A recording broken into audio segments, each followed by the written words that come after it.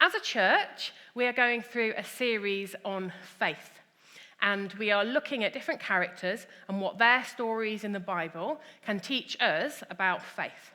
Today, we're looking at the story of Peter walking on the water.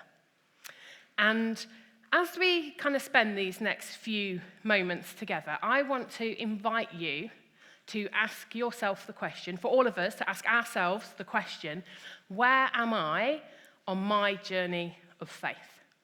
Just want to invite you to reflect on that. That question will be cropping up as we go on over the next few moments.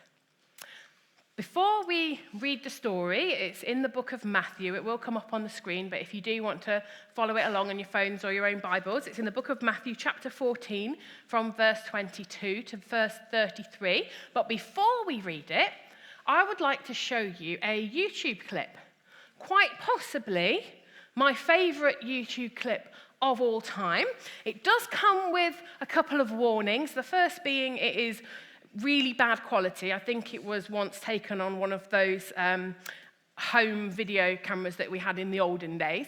And secondly, it is a Christmas-themed clip, and I am fully aware that we are still in November.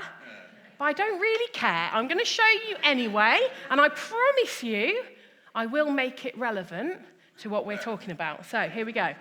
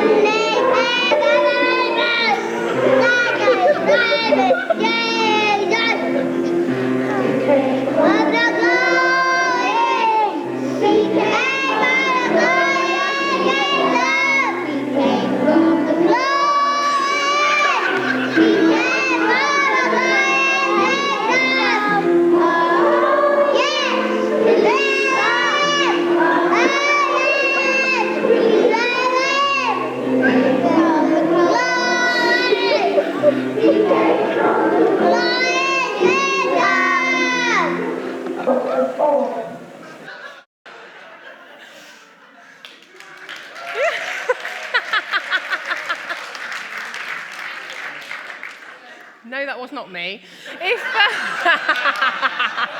It could well have been. If you type funny nativity into YouTube, you can get that video for your own amusement and share it around. I feel like that Sunday school, I think it was a Sunday school, we're trying to create a moment Baby Jesus had been born. That was a real baby in the crib, by the way. Baby Jesus had been born. The shepherds and the angels and everyone's gathered round, and they're trying to recreate this beautiful moment through the song and acting of the children. And it gets completely and utterly hijacked by that little girl. Aren't we glad that it does? Because she is hilarious, God bless her. But it gets completely and utterly hijacked to the point that we are totally distracted from any kind of lovely moment that they're trying to create, as are all the other children who are trying to sing, completely distracted and completely focused on her.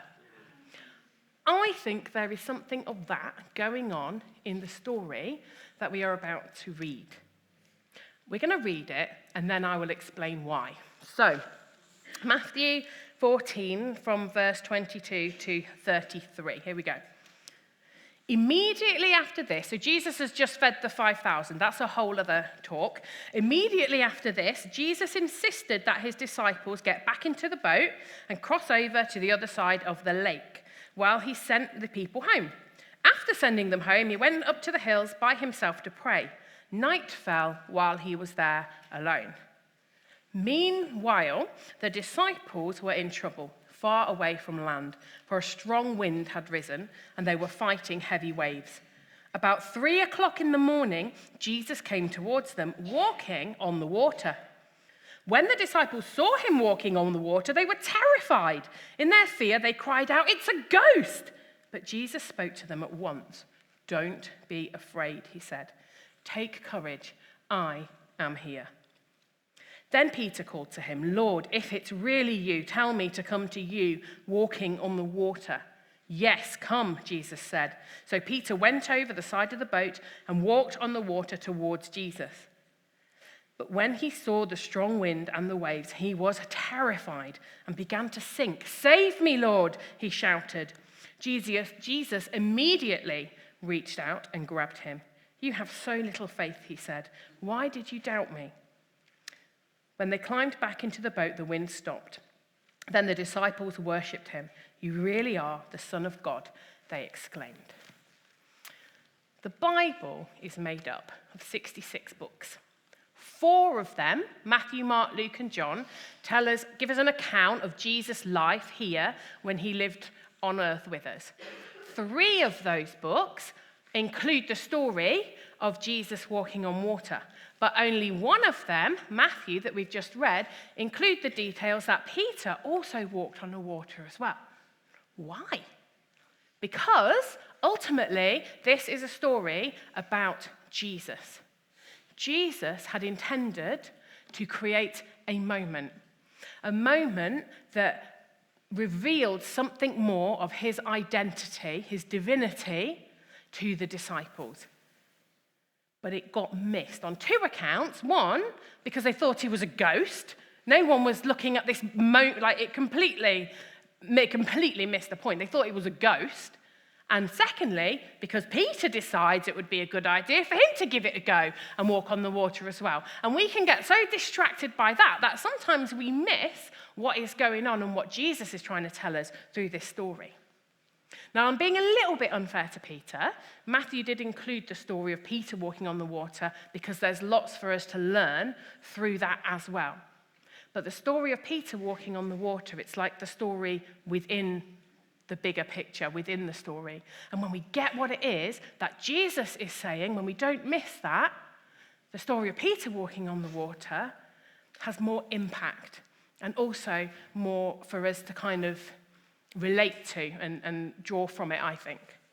So what we're going to do is we're going to look at this story, starting it from Peter's perspective, but we're going to finish by looking at what it is Jesus was saying, and then bring those 2 things together and see what we can learn from the passage. There's a lot in here about fear and doubt and faith, and I loved Dan's testimony and his prayer at the end. I think that's so relevant to what we're looking at today, about having that step of faith in the midst with doubt perhaps still remaining and calling on Jesus to help us in the midst of that. So that's kind of where we're headed.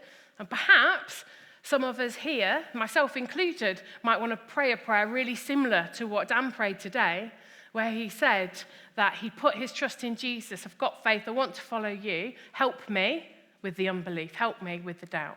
I know I didn't get that word for word, but it was something along those lines. But perhaps some of us can relate to that prayer. Okay, let's look at Peter. So just to give a bit of context, Jesus, as mentioned, has just finished feeding the 5,000. And he feels like he needs some alone time with God. So he sends the disciples ahead of him to their next destination, which is across the other side of a lake. In the meantime, Jesus goes off to pray. Now, the lake, the distance that they had to travel was around 5 or 6 miles long, depending on the exact point that they were setting off from and heading to. And we read that Jesus, when he walks on the water, comes to them at about 3 o'clock in the morning, and by that time, they had not reached the other side of the lake, and yet they had set off around evening.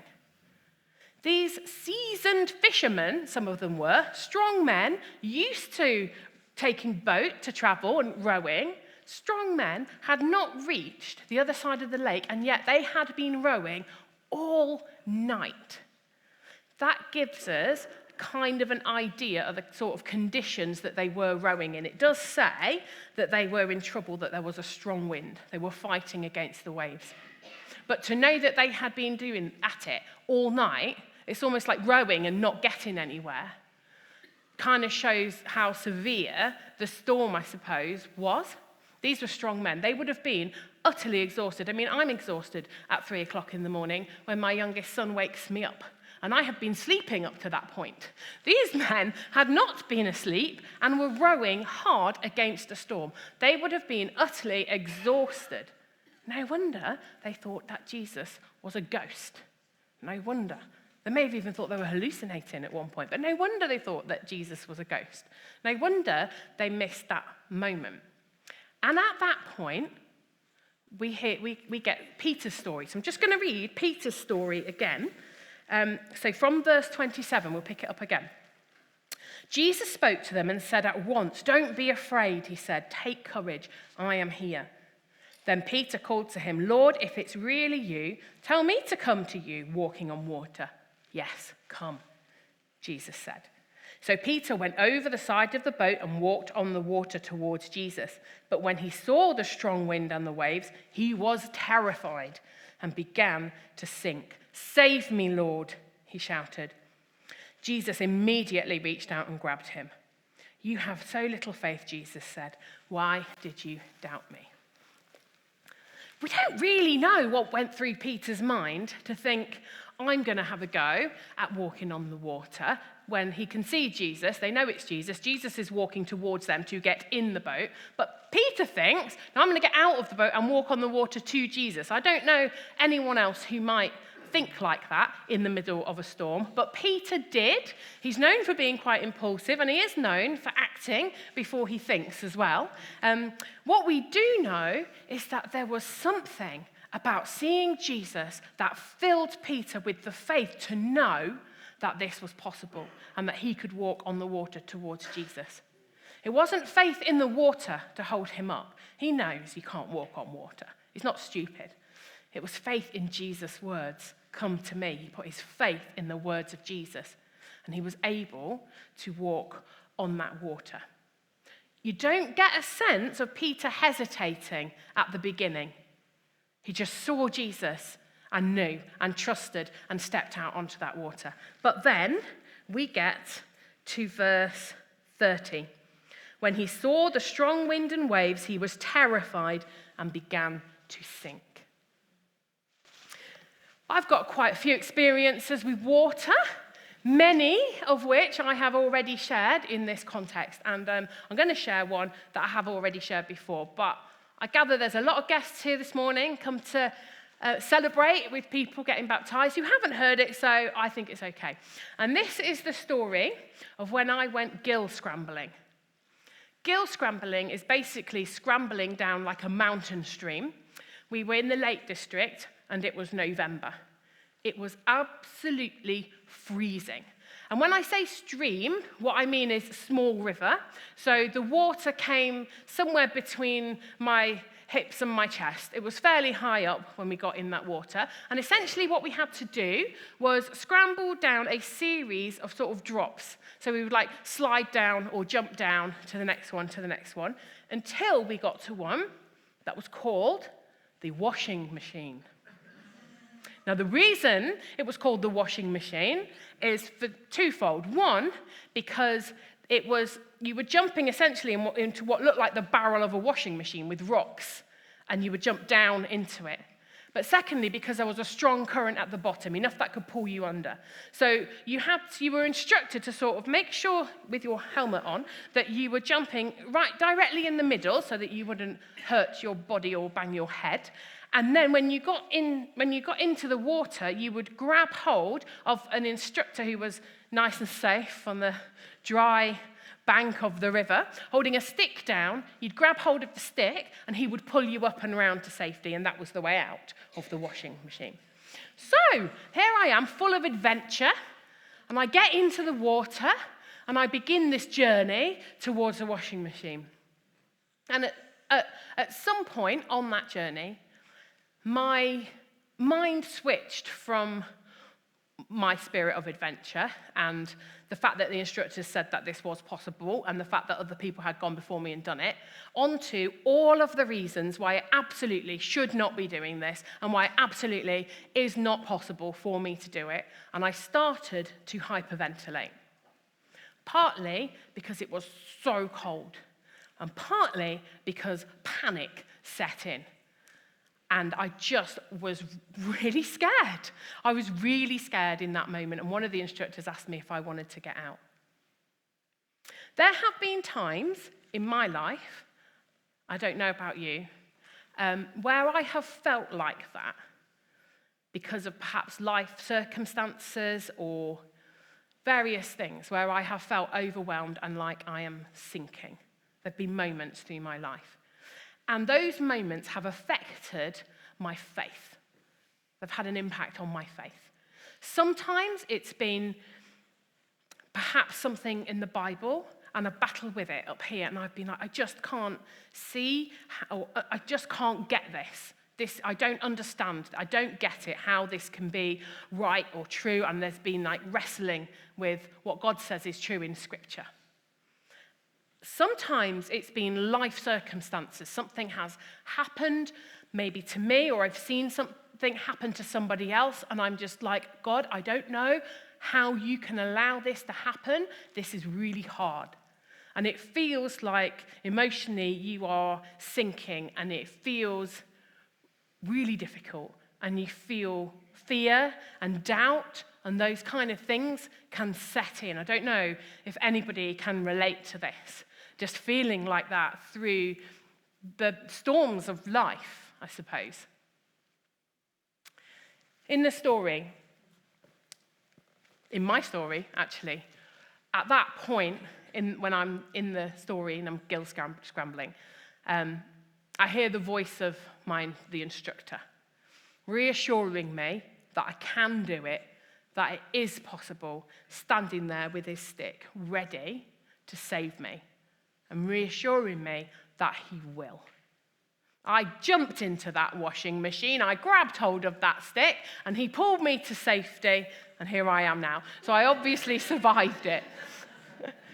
Peter, when he was sinking, his mind had gone from all the things that made it possible to all of the reasons why it really shouldn't be possible in that moment. It says, he saw the strong winds and waves, and he was terrified and began to sink. Save me, Lord, he shouted. Jesus immediately reached out and grabbed him. When I was looking at different people's kind of thoughts on this passage, I came across a quote from a guy called John Piper. And it says this: Jesus' word is truer and stronger than what we see or feel, and when we doubt that, sometimes he graciously lets us sink to help us refocus. It was because Peter was sinking that he had no other option but to call out on Jesus. And immediately, In the midst of Peter's fear and in the midst of his doubt, immediately Jesus reaches out and saves him. Immediately. That's Peter's story. We're going to start drawing towards the end as we now look at Jesus in this passage. So, I've mentioned that this story is in 3 of the books in the Bible. In the book of Mark, it tells this story too. And it tells us that Jesus' original intention was just to walk past. Never mind the storm, never mind the disciples. He obviously knew that they would be fine. His plan was just to get to the other side by walking past them on the water. That's what he intended to do. Because he was trying to recreate a moment, because he was trying to reveal something of who he was, which they did get in the end. They did get it. But at that particular point, it was missed. But Jesus was trying to reveal something of who he was. What was that? There are lots of things that Jesus does in his life, his words and his actions, that echo things that are said about who God is in the Old Testament. The Old Testament being the scriptures that the disciples knew and learnt from. And lots of what Jesus did echoes that. And there are loads of those hidden in this story. Loads of them. And I'm just going to give you a few examples. So, we have got Job 9:8. That's a book in the Old Testament. This is talking about God, and it's like a rhetorical question. Who alone stretched out the heavens and tramples the waves of the sea? Then we have got Psalm 89:9. You rule the raging of the sea. When its waves rise, you still them. And then, this is my favorite one. This takes a little bit more explanation, but in Exodus 33:19, God says to Moses, I will make all my goodness pass before you. Moses had been asking God if he would show him all himself in all of his glory to him. And God said, I will have all my goodness pass before you, but you will not be able to see my face. And there's this moment where God passes by Moses. Jesus, in passing by the disciples, was essentially saying, I am the fullness of God, all of his glory, the goodness of God in human form, and I am passing before you. Except with Jesus, we do get to see his face. He's also saying, I am the God who tramples the waves. I am the God who has authority over creation. I am that God. But, like the nativity play that we just saw, that moment is not appreciated at the time. Jesus is interrupted in that moment by the disciples being absolutely terrified and thinking he's a ghost, so he approaches them. But because he does, we get to find something else out about Jesus' character that we wouldn't have if they hadn't done that and if Peter hadn't walked on the water. We get to find out that he is also the God who immediately reaches out and saves us. The God who has authority over the winds and the water, the waves and the storm, the God who tramples the sea, the man Jesus who is the fullness of God's goodness and glory in human form, is the same God who responds to us in our fear and in our doubt immediately when we call on his name. That is the point that I want us to get this morning. This is a story about Peter and his faith to walk out on the water, but it's also a story about Jesus, who is divine, and yet that cares about us that much that he will reach out to us in our fear and in our doubt. So I asked you at the beginning, where are you in your faith journey?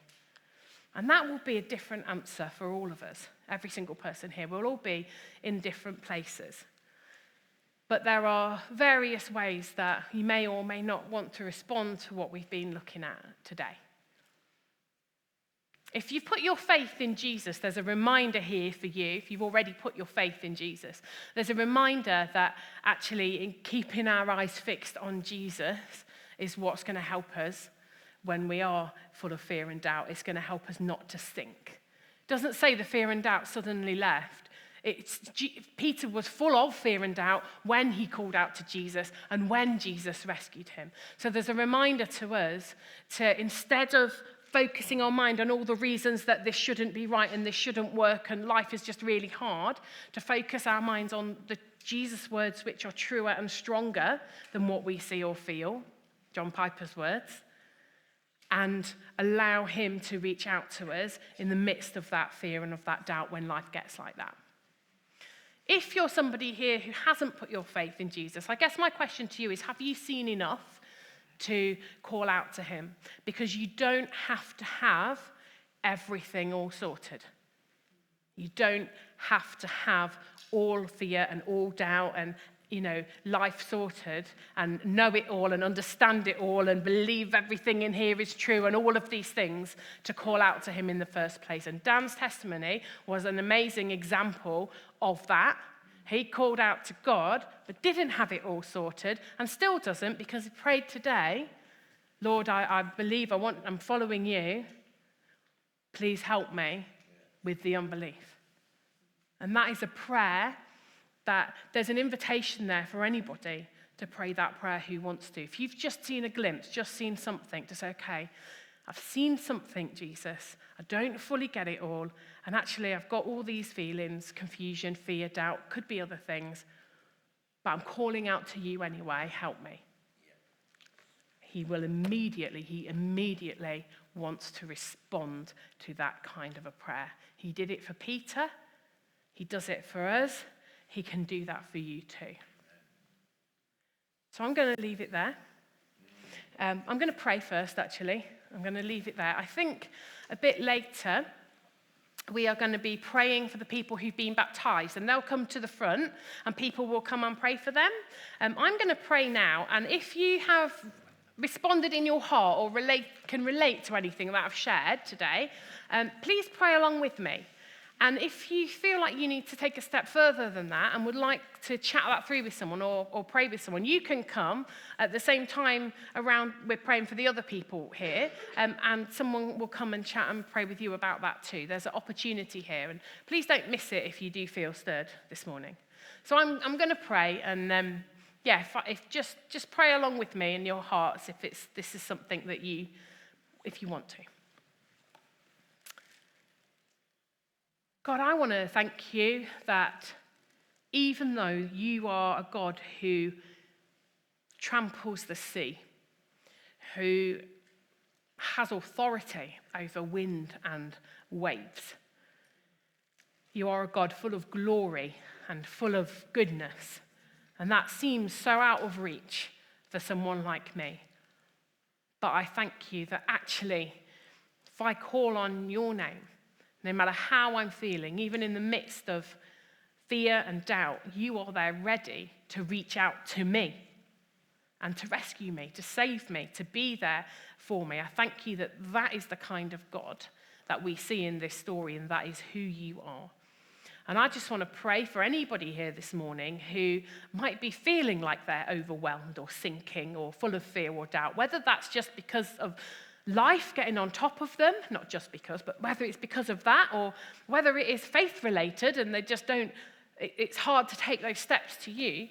I just pray for those people that even now, as they consider where they're at in their faith journey and think on the truths that have come through in this story, that they would know that you are ready to reach out to them if they call on your name. I'm just going to have a moment. Let's have a few moments of silence. And if that's you, I just want to encourage you, just in your own heart, just perhaps close your eyes and just in your own heart, just call out to Jesus. Pray a prayer similar to Dan's prayer of, I see something in you, Jesus. I know you're there. I believe. Help me in my fear, in my doubt, whatever it might be. Just name it. I'm going to give you a few moments to call on Jesus and perhaps be open to him wanting to respond to you.